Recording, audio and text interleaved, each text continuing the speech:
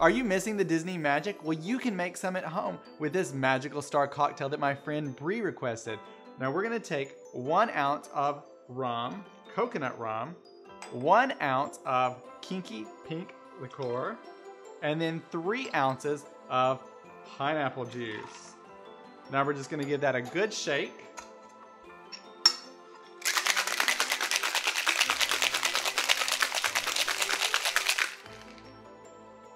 And then we have our glass with ice.